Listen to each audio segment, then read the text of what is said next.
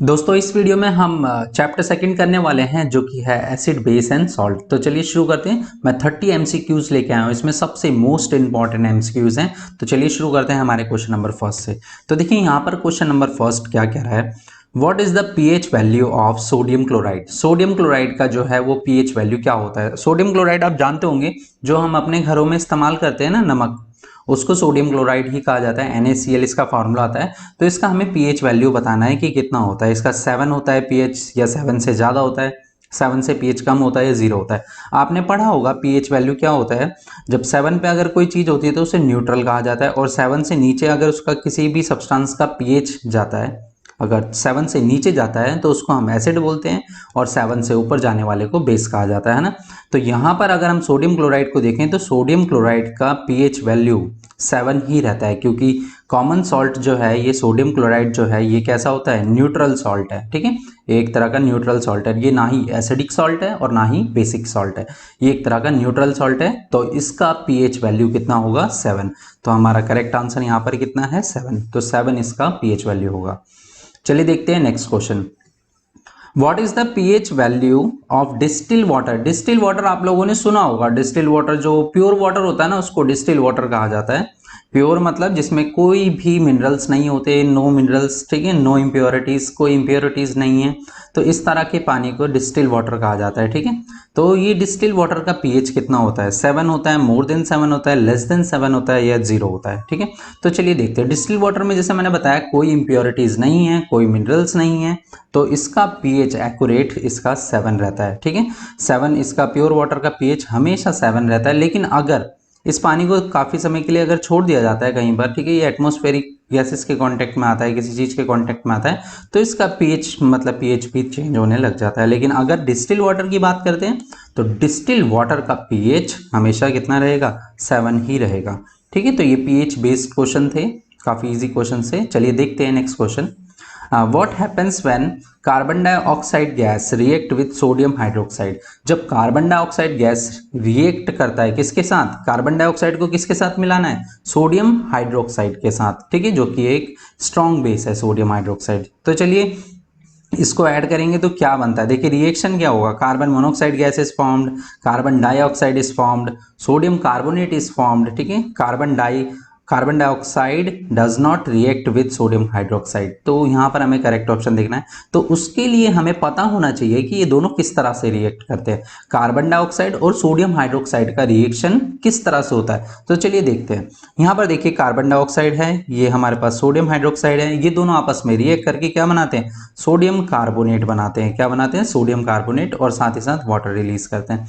तो यहाँ पर हमारा कौन सा ऑप्शन करेक्ट होगा इनमें से, तो हाँ ऑप्शन सी करेक्ट है, सोडियम कार्बोनेट इज फॉर्म्ड। ठीक है, सोडियम कार्बोनेट यहाँ पर बनना शुरू हो जाता है। ठीक है, जब भी याद रखना है आपको, कार्बन डाइऑक्साइड और सोडियम हाइड्रोक्साइड जब भी रिएक्ट करेंगे तो सोडियम कार्बोनेट हमेशा बनेगा। ठीक है, चलिए देखते हैं next question. Which of the following salt has no water of crystallisation. इसमें से कौन सा सॉल्ट ऐसा है जिसके अंदर वाटर ऑफ क्रिस्टलाइजेशन नहीं है। अब देखिए वाटर ऑफ क्रिस्टलाइजेशन होता क्या है उसको समझते हैं। तो यहाँ पर 4 सॉल्ट दिए हुए हैं हमें, जिसमें से है पहला ब्लू विट्रियोल, ठीक है, सेकंड है वॉशिंग सोडा, थर्ड है बेकिंग सोडा, एंड फोर्थ है जिप्सम। ठीक है, तो यहाँ पर 4 हमारे पास ऑप्शंस हैं। इसमें से हमें ये बताना है कि किस में वाटर ऑफ क्रिस्टलाइजेशन नहीं होता। ठीक है, तो इनमें से 3 में किसी में वाटर ऑफ क्रिस्टलाइजेशन है, एक में नहीं है। ठीक है, अब वो एक में किस में नहीं है वो चेक करते हैं। चलिए देखते हैं। तो यहाँ पर देखिए ब्लू विट्रोल की अगर बात करते हैं तो ब्लू विट्रोल क्या होता है, ये सॉल्ट ऑफ कॉपर सल्फेट। ठीक है, कॉपर सल्फेट का एक सॉल्ट है, ठीक है, कॉपर का। तो यहाँ पर देखिए सीधा सीधा आपको दिखाई दे रहा होगा, वाटर ऑफ क्रिस्टलाइजेशन का मतलब पता है क्या होता है। जैसे वाटर ऑफ क्रिस्टलाइजेशन होता है, जैसे किसी फॉर्मूले के पीछे आपने देखा होगा कुछ इस तरह से लिखा रहता है .5H2O, मतलब H2O मॉलिक्यूल्स वहां पर कनेक्टेड रहते हैं इनके साथ, मतलब H2O आप देख सकते हैं यहाँ पर। तो इस तरह के सॉल्ट को हाइड्रेटेड सॉल्ट कहा जाता है। हाइड्रेटेड सॉल्ट होते हैं, इसके अंदर पानी तो रहता है, पानी का कंटेंट रहता है, वाटर है इसके अंदर, लेकिन वो दिखाई नहीं देता सॉल्ट में, तो इसलिए इसको .5H2O से लिखते हैं, .7H2O अलग अलग। तो वाटर ऑफ क्रिस्टलाइजेशन अगर आपको पता करना है किसी सॉल्ट के अंदर है या नहीं है, अगर उसके फॉर्मूले में पीछे .H2O करके कोई भी टर्म आता है तो उसके अंदर वाटर ऑफ क्रिस्टलाइजेशन है। लेकिन अगर नहीं आता H2O जैसा कुछ नहीं आता तो उसमें वाटर ऑफ क्रिस्टलाइजेशन नहीं है। तो ब्लू विट्रियोल की बात करें तो ये simply salt of copper sulphate, ठीक है, कॉपर सल्फेट का सॉल्ट है ये, ठीक है, कॉपर का सॉल्ट है। तो इसके अंदर तो भाई वाटर ऑफ क्रिस्टलाइजेशन है, ठीक है। सेकंड देखते हैं वॉशिंग सोडा। वॉशिंग सोडा का देखो फॉर्मूला क्या है, डॉट 10H2O। इसमें भी वॉशिंग सोडा के अंदर भी आप देख रहे होंगे डॉट 10H2O है, इसका मतलब इसके अंदर भी वाटर ऑफ क्रिस्टलाइजेशन है। अगला सॉल्ट है अपने पास बेकिंग सोडा। हाँ, बेकिंग सोडा में देखिए क्या हो रहा है, ये सोडा क्या, baking soda is a hydrogen carbonate salt of sodium, ठीक है। तो ये यहाँ पर देख सकते हैं आप, इसमें डॉट H2O करके कोई भी टर्म नहीं है, इसका मतलब इसके अंदर वाटर ऑफ क्रिस्टलाइजेशन नहीं है। तो हमारा ऑप्शन और लास्ट ऑप्शन है जिप्सम। जिप्सम का आपको फॉर्मूला पता होगा, ठीक है, सल्फेट सॉल्ट ऑफ कैल्शियम बोलते हैं इसको। तो कैल्शियम यहाँ पर देखिए और साथ में कैल्शियम सल्फेट है और साथ में डॉट 2H2O है, इसका मतलब इसके अंदर वाटर ऑफ क्रिस्टलाइजेशन है। तो इसमें से कौन सा ऐसा सॉल्ट है जिसमें वाटर ऑफ क्रिस्टलाइजेशन नहीं है, वो हमारा बेकिंग सोडा है। तो यहाँ पर option C is correct, baking soda के अंदर कोई भी वाटर ऑफ क्रिस्टलाइजेशन नहीं होता है, ठीक है। बस डॉट H2O आपको चेक करना है, अगर डॉट H2O करके है तो वाटर ऑफ क्रिस्टलाइजेशन है। उसके लिए आपको फॉर्मूला जरूर पता होना चाहिए, ठीक है, अगर आपको फॉर्मूला पता होगा तभी आप इसका आंसर निकाल सकते हैं। चलिए देखते हैं next question. What happens when a base is added to vanilla essence? Vanilla essence के अंदर अगर हम बेस मिलाते हैं तो क्या होता है। वनीला एसेंस आपने पढ़ा होगा, इसको ऑलोफैक्टरी इंडिकेटर भी बोला जाता है ना। क्यों बोला जाता था ऑलोफैक्टरी इंडिकेटर, वो समझते हैं। तो देखिए वनीला एसेंस के साथ क्या होता है, ये वनीला एसेंस है, फ्लेवरिंग एजेंट बोला जाता है इसको। काफी सारे आइटम्स में इसको ना फ्लेवर के लिए इस्तेमाल किया जाता है, ठीक है, फ्लेवर डालने के लिए आइसक्रीम्स में, ठीक है, बहुत सारे फूड आइटम के अंदर भी इसको यूज किया जाता है।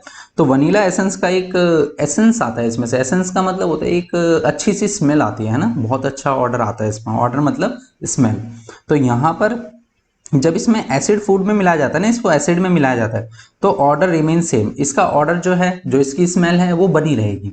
लेकिन अगर इसको किस में मिला दिया जाए, बेस में मिला दिया जाए, ठीक है, बेस के साथ ये मिलकर क्या बनाएगा, ऑर्डर वेनिस्ड। मतलब ऑर्डर वेनिस्ड मतलब इसकी स्मेल, ऑर्डर मतलब स्मेल, इसकी स्मेल जो है, जो जो एक एसेंस जो है इसका, वो एसेंस गायब हो जाएगा वहां पर, ठीक है, डिसअपियर हो जाएगा, मतलब स्मेल ही गायब हो जाएगी। तो यहाँ पर भी ऑप्शन में देखिए क्या है, बेस ऐड किया था ना, बेस था, base is added to vanilla essence, तब क्या होगा, बेस ऐड करने पे क्या होता है, डिसअपियर हो जाएगी स्मेल। तो यहाँ पर भी वनीला ऐड करेंगे तो वनीला लूजेस इट्स स्मेल, है ना, वो अपनी स्मेल लूज करने लगेगा, उसकी स्मेल गायब होने लगेगी, ठीक है।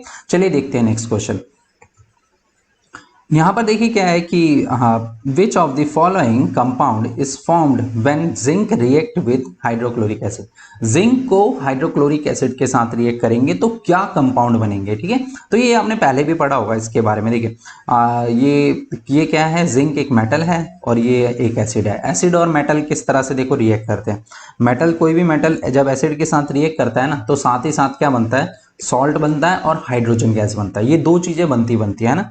तो यहाँ पर देखिए क्या है, जिंक एक मेटल है, जिंक रिएक्ट कर रहा है किसके साथ, हाइड्रोक्लोरिक एसिड के साथ। जिंक और हाइड्रोक्लोरिक एसिड आपस में जब रिएक्ट करते हैं ना, तो क्या बनेगा, सॉल्ट बनेगा। सॉल्ट क्या बनेगा, जिंक क्लोराइड, और हाइड्रोजन गैस यहाँ पर बनना शुरू हो जाएगा। तो जिंक क्लोराइड बनेगा और हाइड्रोजन गैस बनेगा। तो यहाँ पर हमारा कौन सा ऑप्शन करेक्ट है, क्या बनने वाला है, यहाँ पर क्या कंपाउंड फॉर्म्ड होगा, तो zinc sulphate, zinc chloride, zinc carbonate, zinc hydroxide. तो हाँ, जिंक, हमारा बी ऑप्शन करेक्ट है, जिंक क्लोराइड यहाँ पर बनना शुरू हो जाएगा, ठीक है। चलिए देखते हैं नेक्स्ट क्वेश्चन। यहाँ पर two aqueous solution of P, दो एक्वस सॉल्यूशन लिए गए हैं पी एंड क्यू, ठीक है, पी और क्यू एक्वस सॉल्यूशन है मतलब, और जिसके अंदर पीएच वैल्यू दिया हुआ है, एक का 5 है और एक का 13 है, ठीक है, एक का पीएच वैल्यू 5 और एक का 13, पी का 5 है और क्यू का पीएच 13 है। The correct inference is that, इसमें से करेक्ट स्टेटमेंट जो है वो कौन सा है। तो चलिए देखते हैं। पहला वाला बोला इसने, solution of P is of HCl and Q is ammonium hydroxide, NH4OH ammonium hydroxide. Solution of P is CH3COOH जो कि एथेनोइक एसिड है, and Q is calcium hydroxide. Solution P is HNO3 मतलब नाइट्रिक एसिड, और Q is NH4OH मतलब ये ammonium hydroxide, और solution P is CH3COOH मतलब ये भी एथेनोइक एसिड है, और साथ ही साथ यहाँ पर क्या है, क्यू इज NaOH मतलब सोडियम हाइड्रोक्साइड। तो हमें चेक करना है। देखिए, इसको बताने के लिए ना आपको पीएच पता होना चाहिए, पीएच क्या होता है ना। पीएच की अगर बात करते हैं तो पीएच हमारे पास क्या होता है, यहाँ पर अगर हम पीएच की बात करते हैं तो ये देखिए, ये पीएच जो है इसका पीएच कितना है, 5 है। 5 कहाँ पर होगा, 6 के बाद होगा, यहाँ पर 6 होगा, फिर यहाँ पर 5 होगा। 5 पीएच का मतलब क्या है, ये एक वीक एसिड है। कैसा एसिड है, वीक एसिड है ना।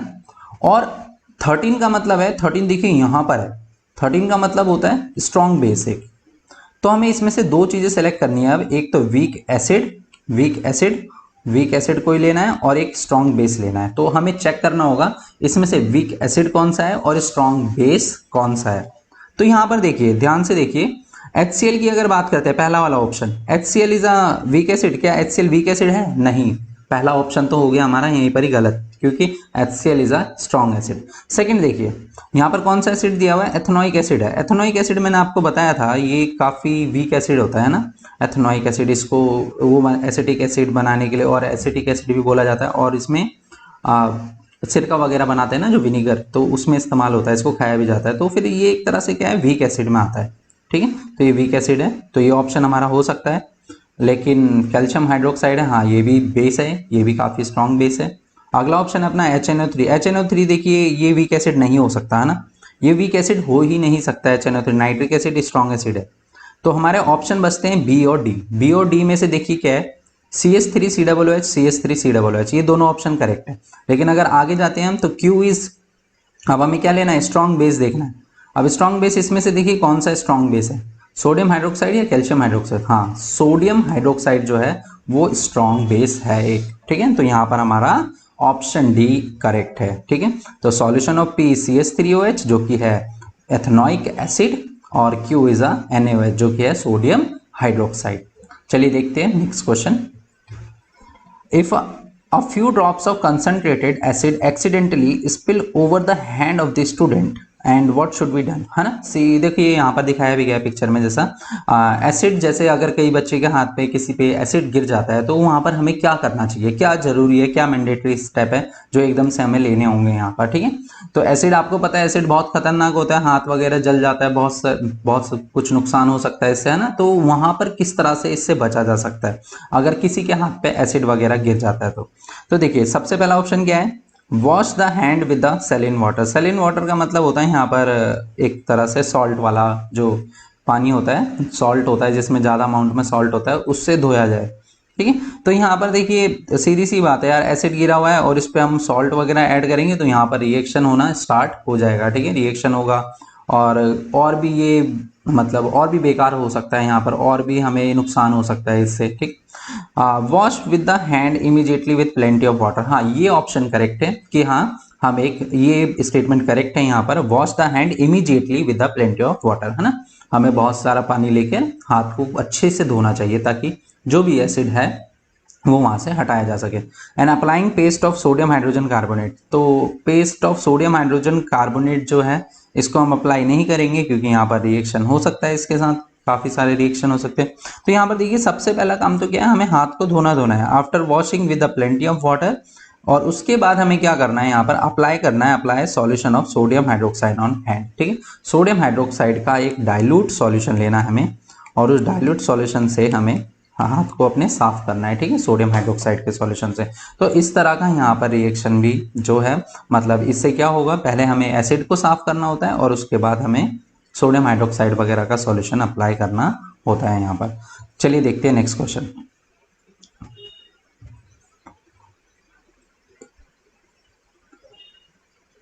तो यहाँ पर अगला क्वेश्चन कह रहा है, a teacher gave 2 test tube to the student and one containing water and other containing sodium hydroxide.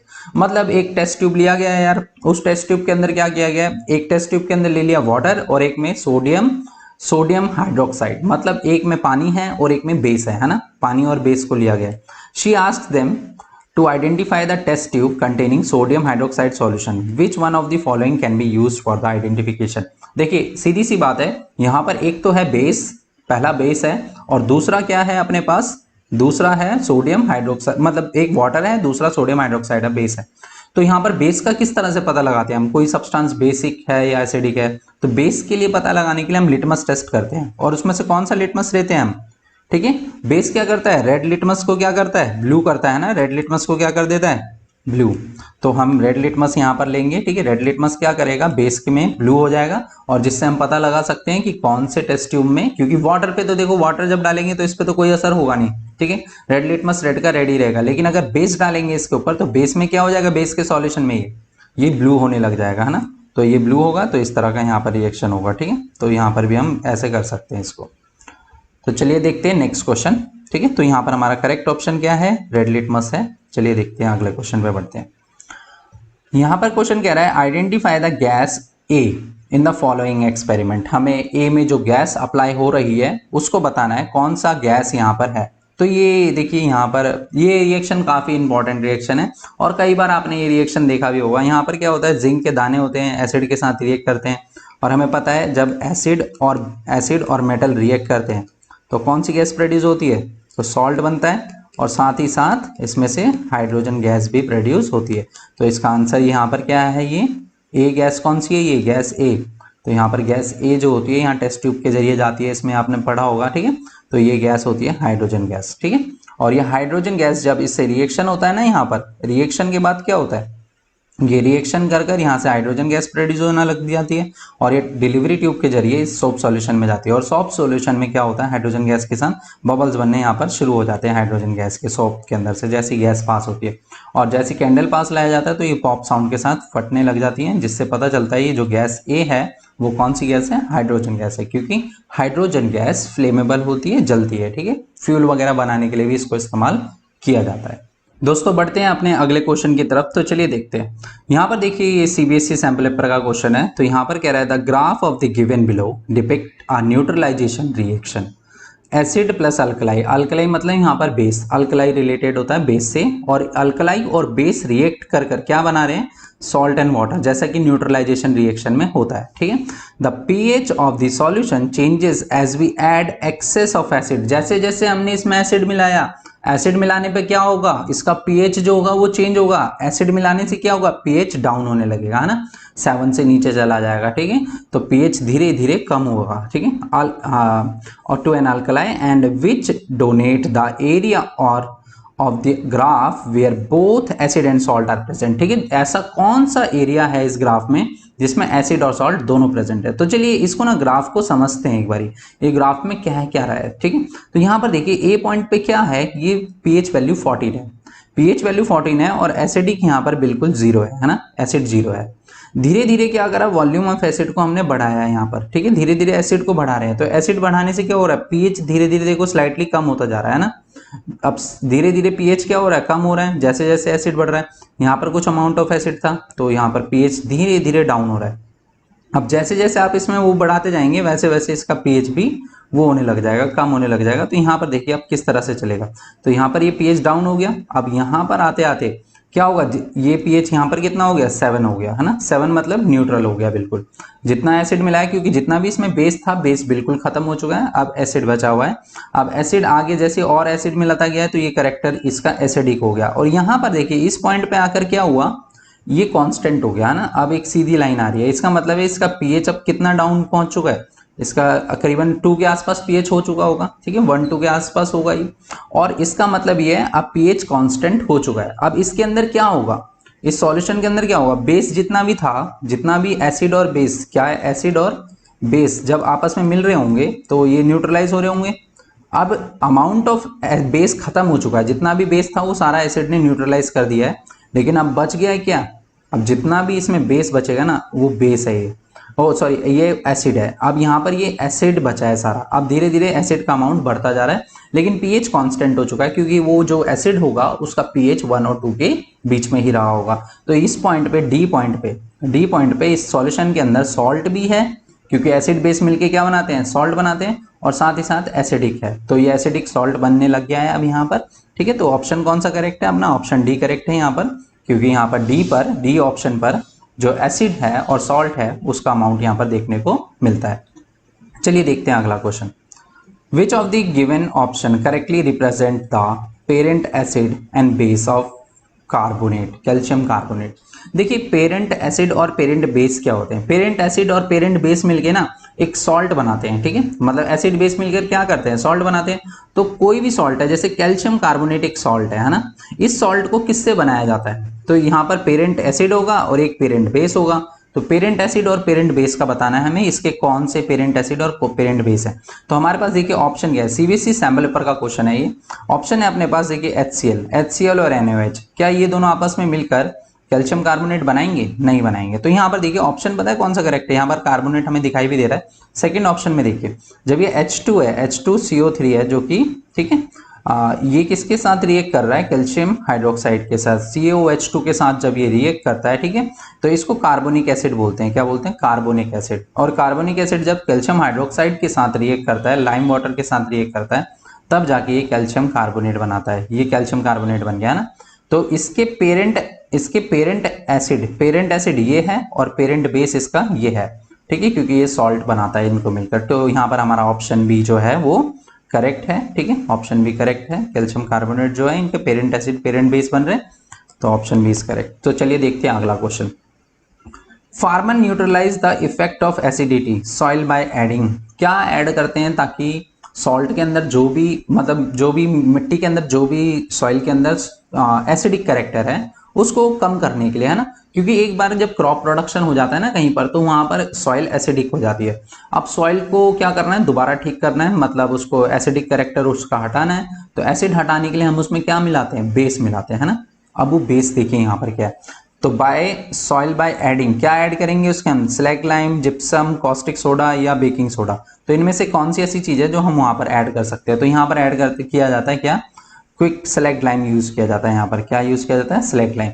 आप देख सकते हैं यहाँ पर ये चूना जो है, यहाँ चूना इस्तेमाल करते हैं, ठीक है, चूना भी बोला जाता है इसको, इसको हम स्लैग लाइम बोलते हैं, ठीक है। आपने ये रिएक्शन देखा भी होगा किस तरह से बनता था ये स्लैग लाइम। तो इसको ऐड किया जाता है मिट्टी में। मिट्टी में क्या होते हैं, एसिड होते हैं, एसिडिक है अगर मिट्टी तो उसमें ये बेस मिला दिया जाता है, और एसिड बेस मिलकर क्या बनाते हैं, तो यहाँ पर सॉल्ट एंड वाटर बनने लग जाता है, ठीक है। तो इस तरह का रिएक्शन यहाँ पर देखने को मिलता है, तो जिसके एसिड और बेस न्यूट्रलाइज होकर सॉइल के पीएच को मेंटेन कर देते हैं ताकि क्रॉप प्रोडक्शन वहां पर अच्छा हो सके।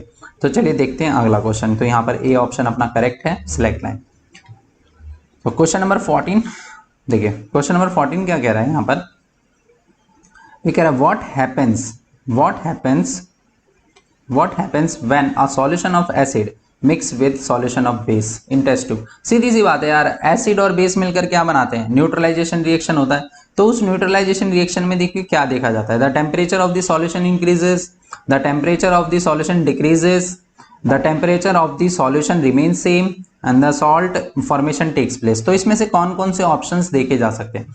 तो देखिए मैं आपको क्लियर करता हूं, जब भी एसिड और बेस को मिलाया जाता है ना, जब भी एसिड और बेस को मिलाया जाता है तो न्यूट्रलाइजेशन रिएक्शन होता है और उसमें सॉल्ट एंड वाटर हमेशा बनता है, ठीक है। तो ये जब भी बनता है ना, तो ये एक तरह का एक्सोथर्मिक प्रोसेस है। इसमें क्या होता है, हीट इंक्रीज करती है, temperature of the solution increase, मतलब यहाँ पर हीट बढ़ने लग जाती है। यहाँ पर एक तरह का एक्सोथर्मिक प्रोसेस है एसिड और बेस को मिलाना, ठीक है। एसिड और बेस जब भी मिलते हैं एक्सोथर्मिक प्रोसेस है, और साथ ही साथ सॉल्ट भी बन रहा है ना। तो ये देखिए यहाँ पर कह रहा है सॉल्ट फॉर्मेशन टेक्स प्लेस। तो अपना ऑप्शन जो कि फर्स्ट और यहाँ पर फर्स्ट और फोर्थ सही है। तो यहाँ पर हम कौन सा ऑप्शन टिक कर सकते हैं, तो यहाँ पर हम डी ऑप्शन टिक कर सकते हैं जो कि है अपना, ठीक है, फर्स्ट एंड फोर्थ है, तो फर्स्ट एंड फोर्थ को हम टिक कर सकते हैं, ठीक है, क्योंकि ये प्रोसेस एक्सोथर्मिक प्रोसेस होता है, एसिड और बेस का मिलना, और साथ ही साथ सॉल्ट भी यहाँ पर बनता है। चलिए देखते हैं अगला क्वेश्चन।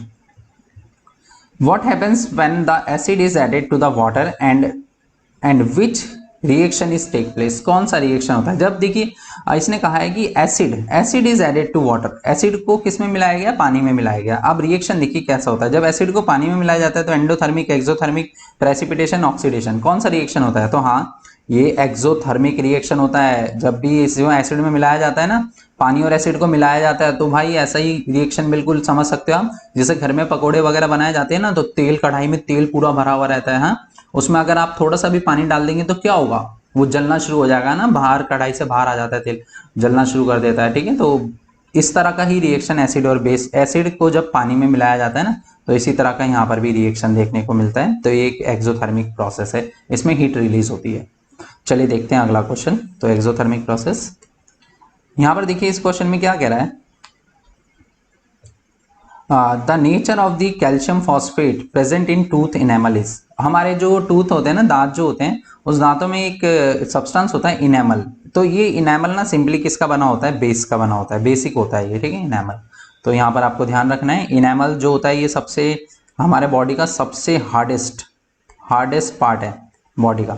हमारे बॉडी में अगर हम बोले सबसे मजबूत भाग कौन सा है, तो ये इनेमल है। जो हमारे दांतों का ना बाहरी सरफेस होती है ना, ये इसको इनेमल बोला जाता है, ठीक है। तो इनेमल के बने होते हैं, इसलिए टीथ हमारे काफी स्ट्रांग होते हैं। तो ये बेसिक कैरेक्टर के होते हैं इनेमल, ठीक है। तो आंसर इसका बी है, ए है बेसिक कैरेक्टर, ठीक है। चलिए अगला क्वेश्चन देखते हैं। यहाँ पर कह रहा है phenolphthalein colour in basic medium, basic medium में फिनोल्फ्थलीन का कलर कैसा हो जाता है। तो अगर आपने फिनोल्फ्थलीन को देखा होगा तो ये फिनोल्फ्थलीन कुछ ऐसा रहता है, जब इसके अंदर, इस फिनोल्फ्थलीन के अंदर कोई भी हम बेस मिलाते हैं, क्या मिलाते हैं, बेस मिलाने पर इसका कलर कैसा हो जाता है, पिंक हो जाता है। कैसा हो जाता है, पिंक। ये पानी जैसा जो दिखाई दे रहा है ये फिनोल्फ्थलीन है, और ये इसमें जो मिलाया जा रहा है ये बेस है। बेस मिलाते ही क्या हुआ, इसका कलर पिंक होने लग जाता है, ठीक है। तो इस तरह का रिएक्शन देखने को मिलता है, पिंक कलर हो जाता है। तो ये दो ऑप्शन है अपने पास। और जब एसिड मिलाया जाता है ना इसी के अंदर, जब इसमें फिनोल्फ्थलीन में एसिड मिला देते हैं हम, देखिए जैसे ये पिंक कलर का सॉल्यूशन था, इसमें क्या मिला रहे हैं, एसिड मिला रहे हैं। एसिड मिलाने से क्या होता है, जो ये पिंक कलर था ना इसका धीरे धीरे ये कलर गायब हो जाता है यहाँ पर, ठीक है। तो ये कलरलेस हो जाता है। तो यहाँ पर हम कौन सा ऑप्शन करेक्ट कर सकते हैं, जैसे बेसिक मीडियम में तो ये हो गया था पिंक, और एसिड मीडियम में क्या हो गया, कलरलेस हो गया। तो अपना ऑप्शन है यहाँ पर करेक्ट है। तो ये खास ध्यान रखना है, ठीक है, प्रैक्टिकल बेस्ड क्वेश्चन है। चलिए देखते हैं next question. The difference of molecule of water in gypsum and POP, gypsum और पीओपी के बीच में मॉलिक्यूल्स का, वाटर मॉलिक्यूल्स का क्या डिफरेंस रहता है, ठीक है। चलिए देखते हैं वाटर मॉलिक्यूल्स का क्या डिफरेंस रहता है। जैसे कि आप रिएक्शन देखा होगा, जिप्सम से जब पीओपी बनाया जाता है तो ये जिप्सम है।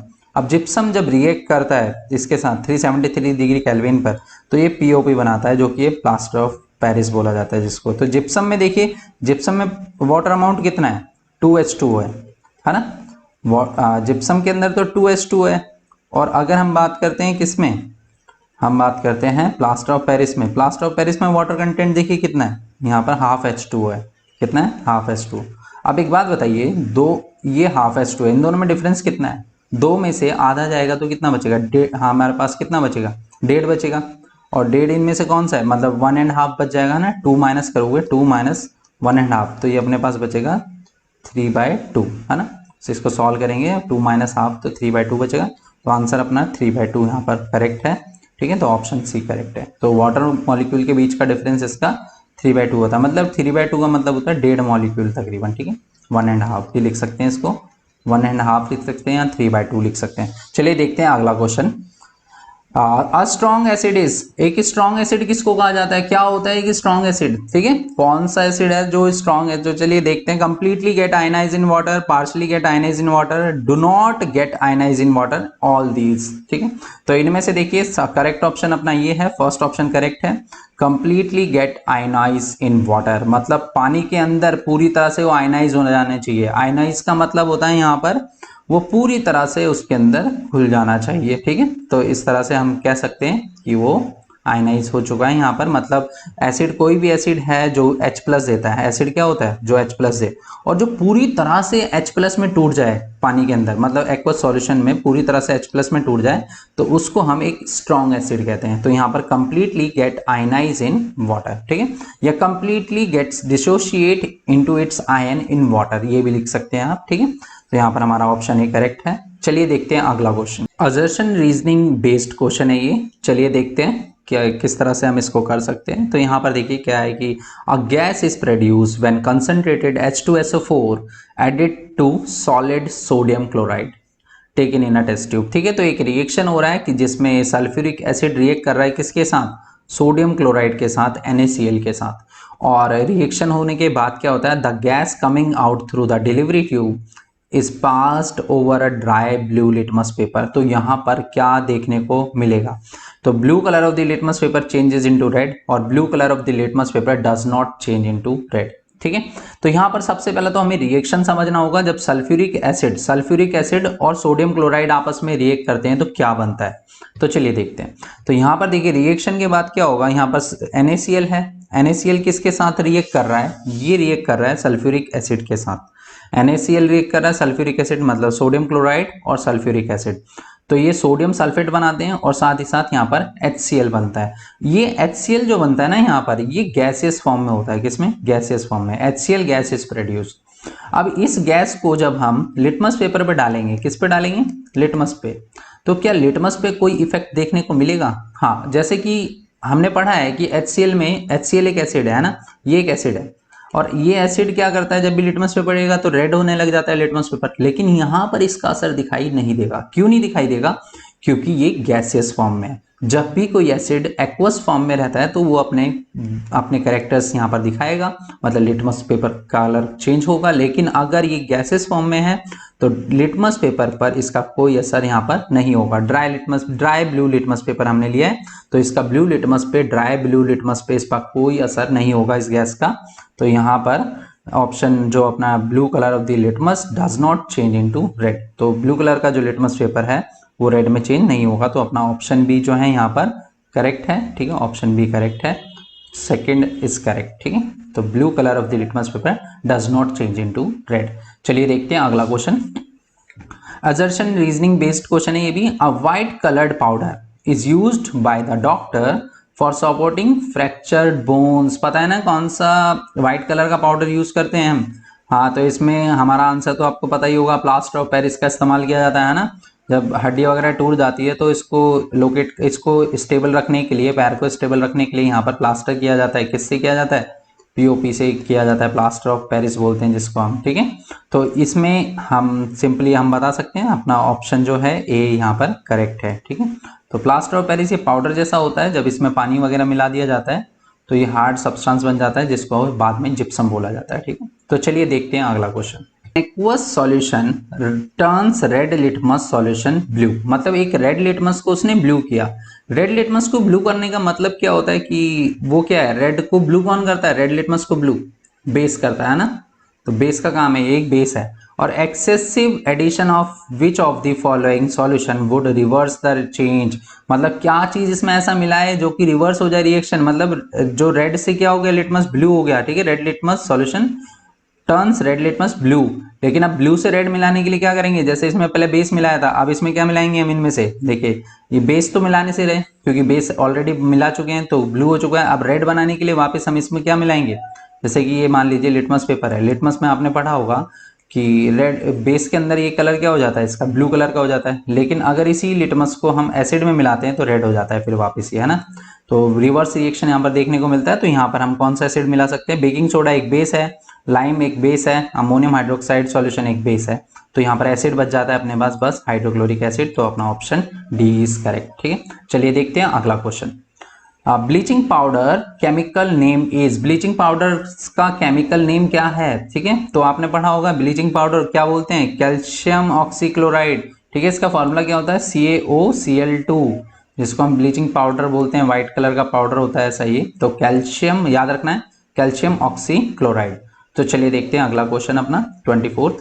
One of the constituent of baking soda, baking powder is sodium hydrogen carbonate and the other constituent is, मतलब क्या है? देखो, बेकिंग पाउडर जब बनाया जाता है ना, तो बेकिंग पाउडर के अंदर सोडियम हाइड्रोजन कार्बोनेट होता है जो कि बेकिंग सोडा कहा जाता है।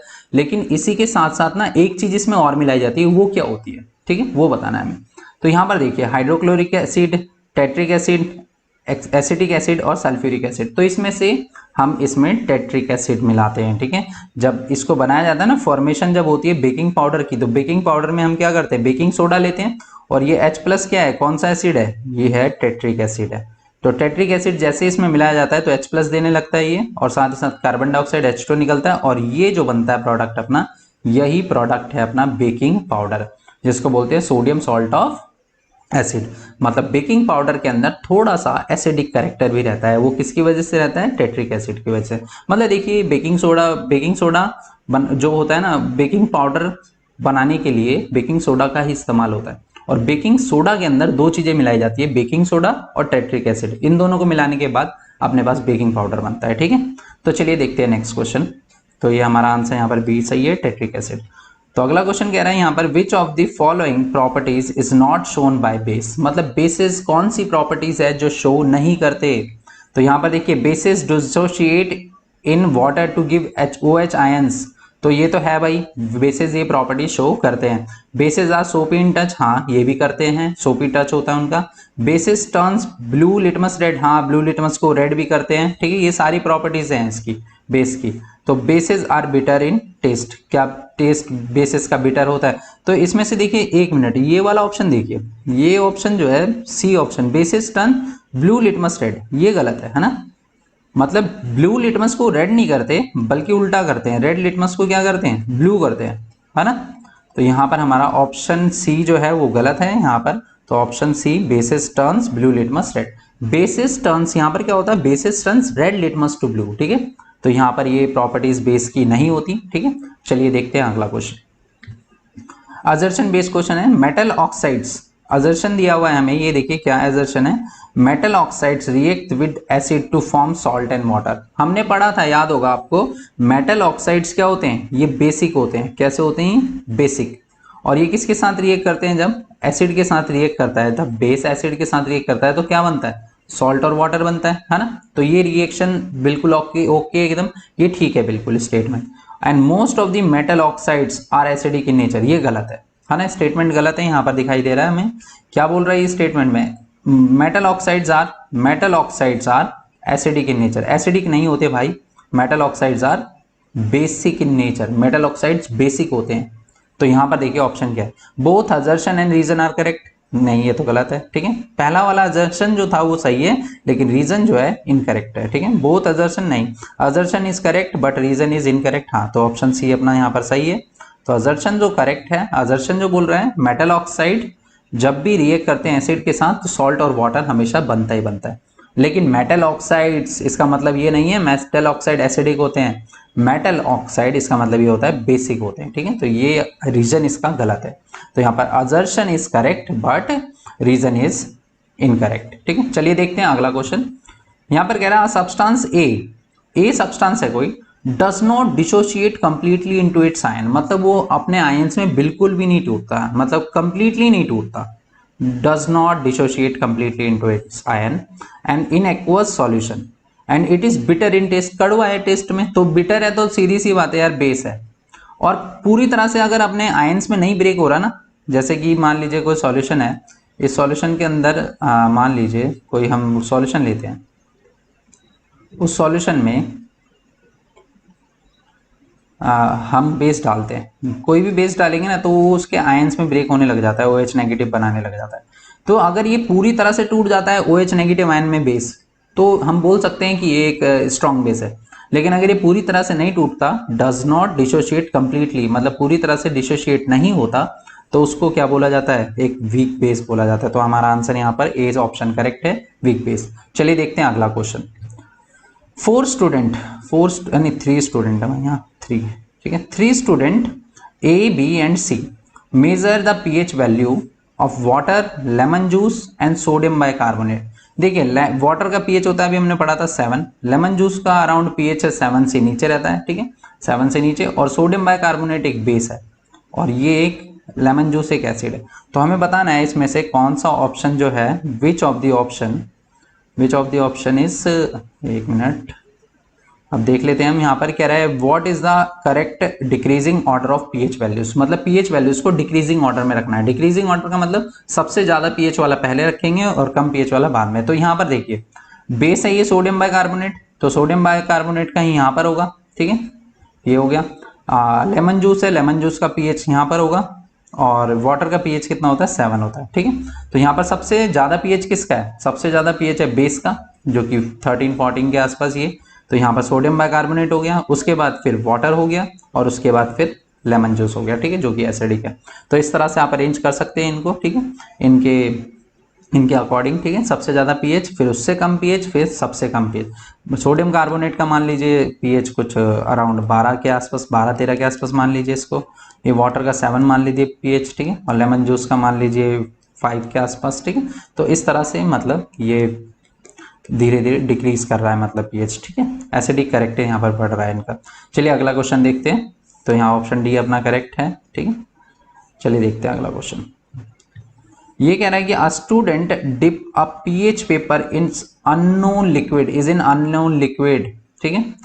तो एक अननोन लिक्विड में उसने डाला और ऑरेंज कलर वो ऑब्टेन करता है, वहां पर ऑरेंज कलर हो जाता है। ऑरेंज कलर कब दिखाई देता है, देखिए ऑरेंज कलर यहाँ पर दिखाई देता है, सीधी सी बात है, क्या होगा, ये एसिड होगा। तो acetic acid, ethanoic acid, sodium bicarbonate, both acetic and ethanoic acid. तो यहाँ पर ऑप्शन डी अपना करेक्ट है। दोनों एसिड हो सकते हैं, वो एसिटिक एसिड भी और एथेनोइक एसिड, सिमिलर एसिड्स हैं ये दोनों, ठीक है। तो यहाँ पर ये ऑरेंज कलर यहाँ पर दिखाई देगा, ठीक है, ये रेड दिख रहा है, यहाँ पर ऑरेंज दिख रहा है, ठीक है। तो इस तरह का यहाँ पर रिएक्शन होता है। तो both acidic and ethanoic acid हो सकते हैं। चलिए अगला देखते हैं। When electricity is pass through the NaCl aqueous solution, मतलब NaCl के एक्वस सॉल्यूशन से जब इलेक्ट्रिसिटी पास करते हैं ना तो क्या बनता है, देखिए sodium hydroxide is produce, chlorine gas is produce, hydrogen gas is produce, all of the given are produce, मतलब सारे के सारे बनते हैं यहाँ। तो चलिए देखते हैं, इस तरह का आपने रिएक्शन देखा था, याद होगा, एक एनोड होता था, पॉजिटिव प्लेट होती थी, एक कैथोड होता था, नेगेटिव प्लेट होती थी, है ना। इसमें कौन सा सॉल्यूशन लेते थे हम, NaCl का सॉल्यूशन लेते थे। तो NaCl का सॉल्यूशन में से जब भी इलेक्ट्रिसिटी पास करते थे तो क्या होता था, ये सोडियम हाइड्रोक्साइड बनाता था। तो पहला वाला ऑप्शन करेक्ट हो गया अपना, सोडियम हाइड्रोक्साइड इज प्रोड्यूस्ड। फिर क्लोरीन गैस भी बन रहा है, देखिए सेकंड वाला ऑप्शन भी करेक्ट है, और हाइड्रोजन गैस भी बन रहा है। तो मतलब यहाँ पर हमारा आंसर है ऑल ऑफ दी अबव, तो सारी गैसेस बनती है। यहाँ पर क्लोरीन गैस जो होता है ना, इस पे नेगेटिव चार्ज होता है, हाइड्रोजन गैस पे पॉजिटिव। तो क्लोरीन किधर की तरफ जाएगा, नेगेटिव है तो ये एनोड की तरफ जाता है, और ये कैथोड की तरफ जाता है, ठीक है, हाइड्रोजन गैस। तो इस तरह के काफी क्वेश्चंस बनते हैं इलेक्ट्रोलिसिस ऑफ वाटर से भी, ठीक है, इलेक्ट्रोलिसिस ऑफ NaCl सॉल्यूशन, ठीक है। तो NaCl के सॉल्यूशन से ही ये सोडियम हाइड्रोक्साइड, क्लोरीन गैस और हाइड्रोजन गैस यहाँ पर बनाया जाता है।